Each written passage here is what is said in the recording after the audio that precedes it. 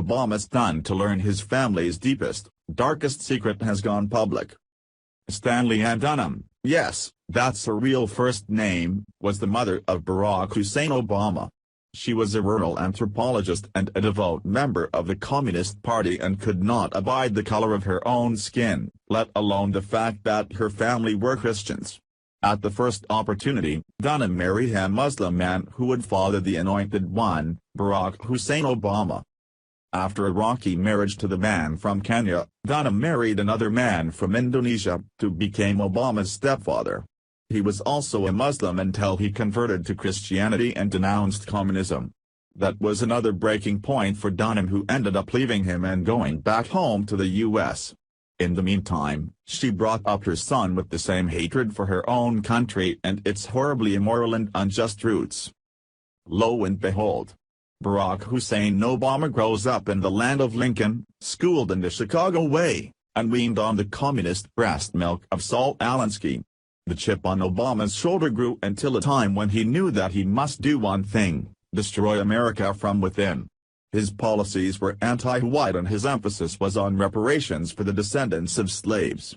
Little did he know that his family held a dark secret: Obama's grandsires were slave owners, too.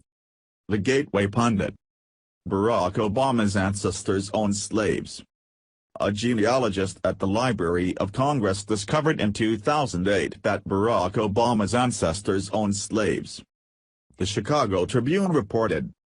Many people know that Democratic presidential candidate Barack Obama's father was from Kenya and his mother from Kansas. But an intriguing sliver of his family history has received almost no attention until now. It appears that forebears of his white mother owned slaves, according to genealogical research and census records. According to the research, one of Obama's great-great-great-great-grandfathers, George Washington Overall, owned 2 slaves who were recorded in the 1850 census in Nelson County, Key. The same records show that one of Obama's great-great-great-great-great-grandmothers, Mary Duval, also owned 2 slaves. The Baltimore Sun retraced much of Retwena's work, using census information available on the website Ancestry.com and documents retrieved by the Kentucky Department for Libraries and Archives, among other sources. The records show that Overall, then 30, owned a 15-year-old black female and a 25-year-old black male, while Mary Duval, his mother-in-law, owned a 60-year-old black man and a 58-year-old black woman. Now that all of the Democrat statues are being torn down in America by out-left mobs, isn't it about time we erase slaver Obama from the public arena? It's not surprising that Barack Hussein Obama's mother's family were slave owners. They were wealthy. They were well-educated. And they were entitled. The fact that Dunham married a black man from Kenya was most likely a devastating blow to the Dunham family, considering their roots.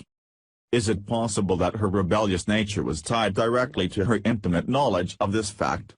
Is it likely that Dunham knew that her family were slave owners and, through her liberal university-taught white guilt, thought it better to marry a black man in order to balance the wrongs of her family's past? Only she could answer that question. But perhaps, if she had gotten together with Ben Affleck, they could have compared notes on their past.